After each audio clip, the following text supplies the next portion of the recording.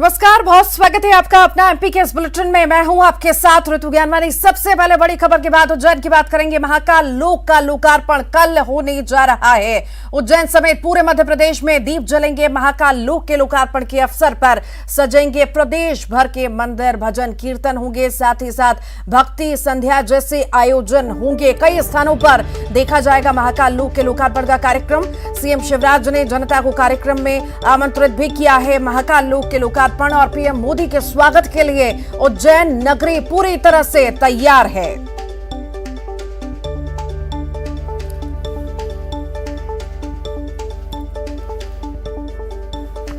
तो स्वागत की तैयारियां पूरी कर ली गई हैं, बस कल का इंतजार है। भव्य दिव्य अलौकिक तस्वीरें आपको लगातार दिखा रहे हैं। महाकाल की नगरी से ये तस्वीरें लगातार आपको दिखा रहे हैं। कल लोकार्पण होना है, महाकाल लोक का लोकार्पण होना है और पूरी तरह से तैयारियां कर ली गई हैं। सिर्फ जश्न का माहौल उज्जैन में ही नहीं, महाकाल नगरी में ही नहीं, पूरे देश भर में देखा जाएगा, पूरे प्रदेश में देखा जाएगा। हर जगह दिए प्रज्वलित होंगे। प्रदेश में लोग इंतजार कर रहे हैं कि कब कल का दिन आएगा और महाकाल लोक का लोकार्पण प्रधानमंत्री नरेंद्र मोदी करेंगे। कवरेज लगातार जारी है, आपको तस्वीरें लगातार दिखा रहे हैं, एक एक अपडेट दे रहे हैं। कल रिहर्सल भी हुआ था, मुख्यमंत्री पहुंचे थे और अब आज जो है, आज भी तमाम तैयारियों में सभी जुटे हुए हैं। कल प्रधानमंत्री नरेंद्र मोदी का दौरा है और सभी बहुत ज्यादा उत्साहित हैं, उत्सुकता के साथ बस इंतजार कर रहे हैं कि कब कल का दिन आएगा और हम ये तस्वीरें देखेंगे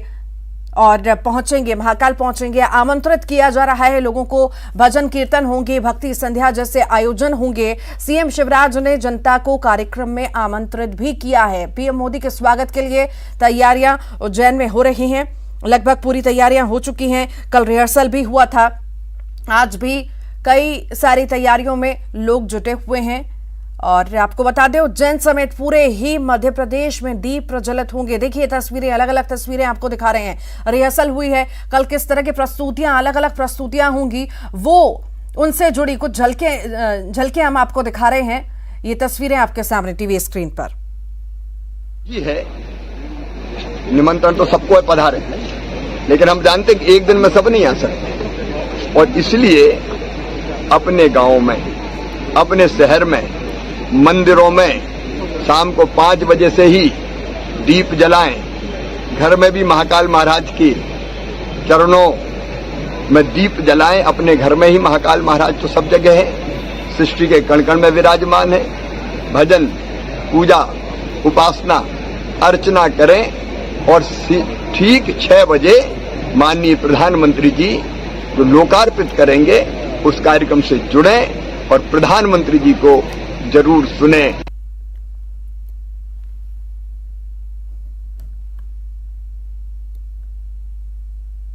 तो महाकाल लोक का लोकार्पण कल होने जा रहा है। लगातार कवरेज जारी है, पल पल की तस्वीरें आपको दिखा रहे हैं। कल लोकार्पण होने जा रहा है, प्रधानमंत्री नरेंद्र मोदी पहुंचेंगे और लोकार्पण करेंगे। क्या अभी कैसी स्थिति है और किस तरह की तैयारियां हो गई हैं, क्या तस्वीरें इस वक्त नजर आ रही हैं, हमारे सहयोगी अनुराग जुड़े हुए हैं। अनुराग, शिव के अलौकिक संसार को कल राष्ट्र को समर्पित करने वाले हैं प्रधानमंत्री नरेंद्र मोदी। आखिर इस वक्त किस तरह की तैयारियां आप देख रहे हैं, कैसा माहौल है, तस्वीरें दिखाइए और बताइए।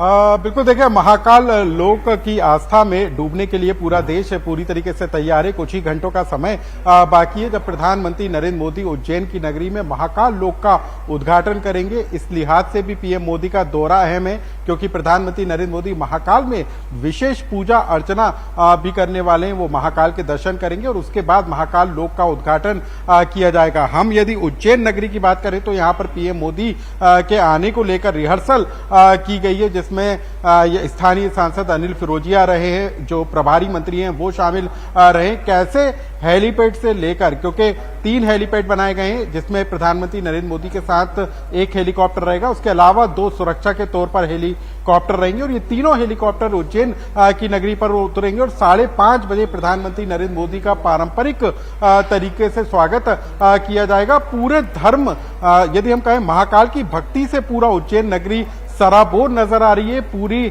उज्जैन नगरी को सजाया गया है, विशेष लाइटिंग की गई है, आकर्षक साज सजावट की गई है। और हमारे साथ स्थानीय सांसद अनिल फिरोजिया भी मौजूद हैं। एक तो सर काशी विश्वनाथ से चुनकर आते हैं प्रधानमंत्री नरेंद्र मोदी, और दूसरा महाकाल से चुनकर आते हैं आप, यहाँ के सांसद हैं।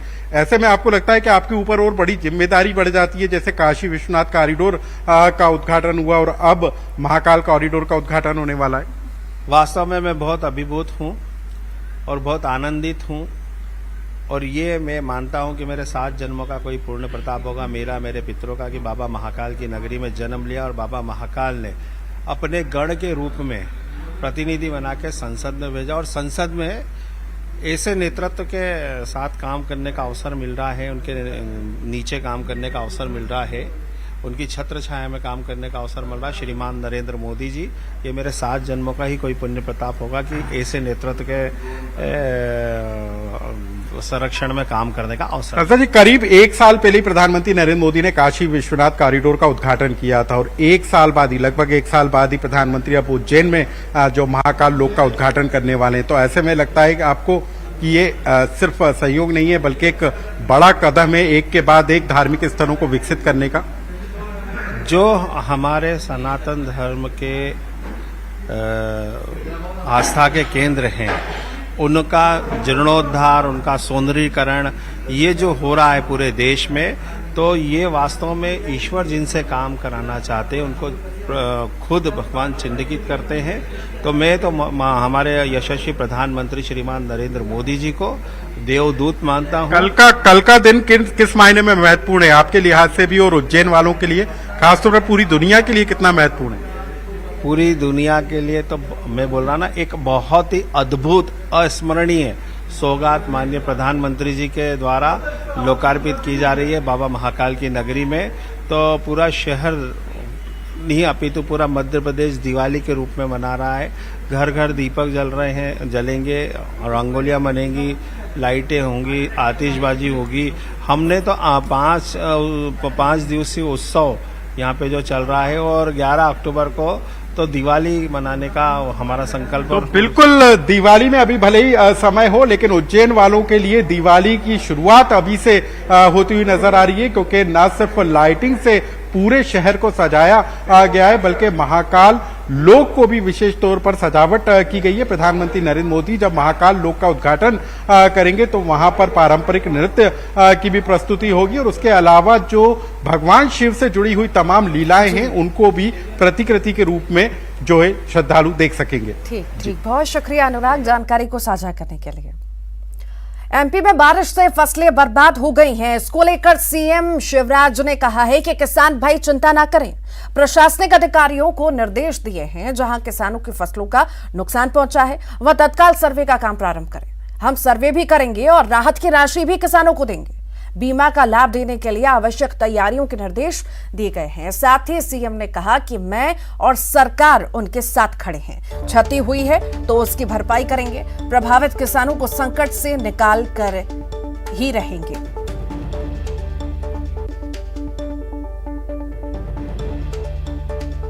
मौसम बरसात के कारण कई जगह हमारे किसान भाई बहनों की फसलों को क्षति पहुंची है, लेकिन वो चिंता ना करें। मैंने सभी प्रशासनिक अधिकारियों को निर्देश दिए हैं कि जहां किसानों की फसलों को नुकसान पहुंचा है तत्काल सर्वे का काम प्रारंभ करें। हम सर्वे भी करेंगे,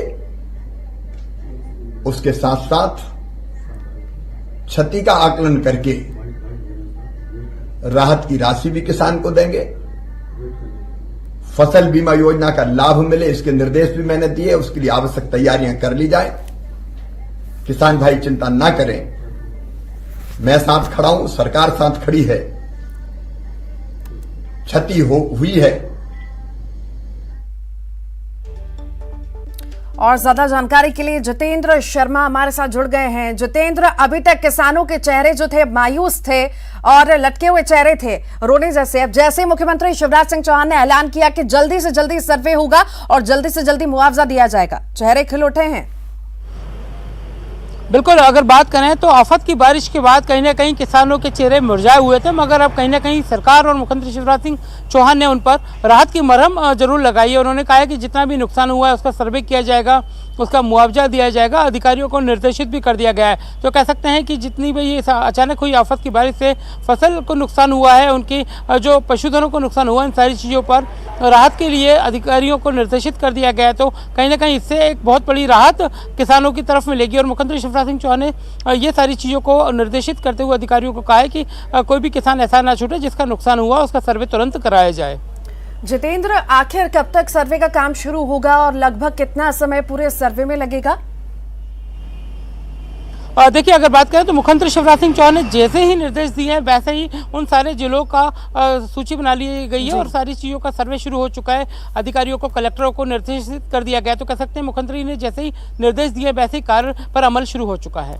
ठीक, बहुत शुक्रिया जितेंद्र जानकारी को साझा करने के लिए। भोपाल से बड़ी खबर है, झूठी एफआईआर दर्ज करती भोपाल पुलिस। जी हां, बैरागढ़ थाने में एएसआई लवकुश पांडे पर आरोप है। फरियादी शैलेंद्र सिंह पर ही मारपीट की झूठी एफआईआर का आरोप लगाया। आरोपी जगदीश और उसके 2 साथी नशे में धुत होकर कार चला रहे थे। एक्सीडेंट के आरोपी जगदीश और उसके 2 साथियों को बचाने का आरोप लगा है। एएसआई लवकुश पांडे ने फरियादी शैलेंद्र सिंह और उनके भतीजे का एनकाउंटर करने की धमकी दी। पुलिस कमिश्नर मकरंद देउस्कर ने मामले में जांच के आदेश दिए हैं। थाने में फरियादी से मारपीट करते हुए कैमरा में कैद हुआ है एएसआई लवकुश पांडे।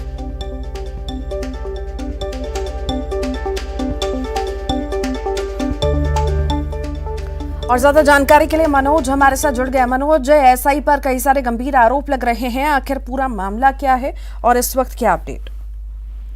आज बिल्कुल मध्य प्रदेश की राजधानी भोपाल में पुलिस कमिश्नर सिस्टम लागू है। पुलिस कमिश्नर सिस्टम के तहत पुलिस काम कर रही है, लेकिन फरियादी और आम जनता जो कि कई बार थाने जाती है कुछ आपराधिक मामलों को लेकर, यदि उनके साथ पुलिस का व्यवहार ठीक नहीं रहेगा तो आम जनता कैसे विश्वास करेगी। इस मामले में यही पूरा घटनाक्रम रहा। बेड़ागढ़ थाना में जो है एक एक्सीडेंट हुआ था। आरोपी जो कि नशे में धुत था, उसके साथ 2 और उसके साथी थे जो कि नशे में थे।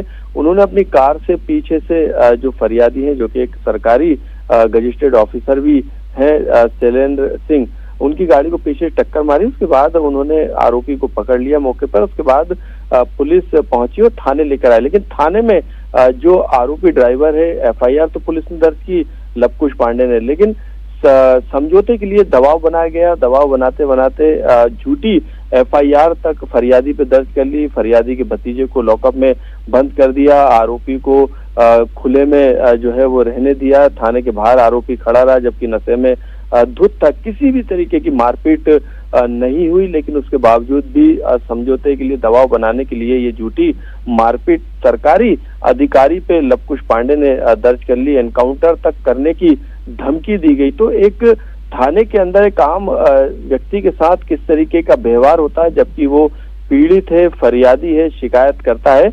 इस मामले की जानकारी पुलिस के वरिष्ठ अधिकारियों को लगी है।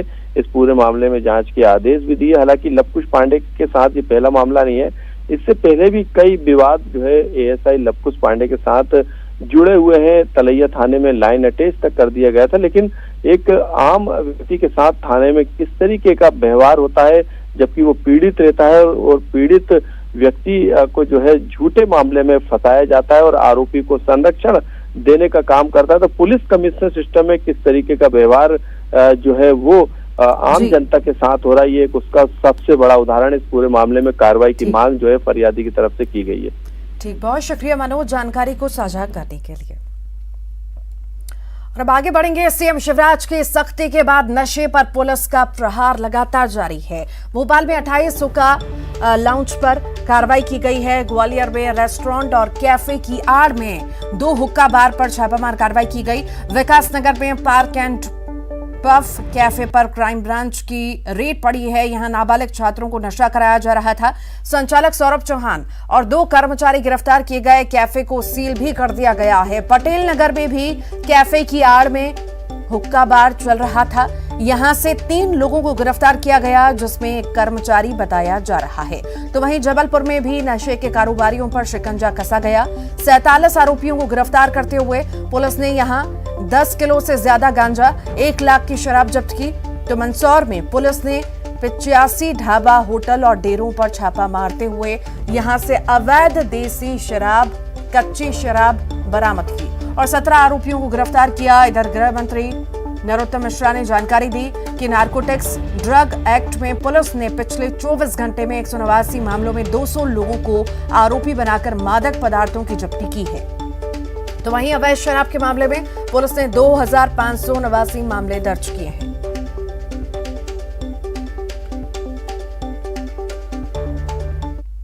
सीएम शिवराज ने आज भी नशा मुक्ति अभियान को लेकर समीक्षा बैठक की। डीजीपी सहित प्रदेश के सभी पुलिस अधीक्षक और पुलिस के आला अधिकारी मौजूद रहे। आपको बता दें कि नशा मुक्ति अभियान के अंतर्गत कल से लगातार पुलिस की कार्रवाई चल रही है। तो वहीं नशा मुक्ति अभियान की बैठक में सीएम शिवराज ने कहा कि नशा मुक्ति अभियान में बेहतर काम करने वालों को मध्य प्रदेश दिवस में सम्मानित करना है। कर्तव्यनिष्ठ सम्मानित अधिकारियों, कर्मचारियों को आरक्षक की बात कही गई है।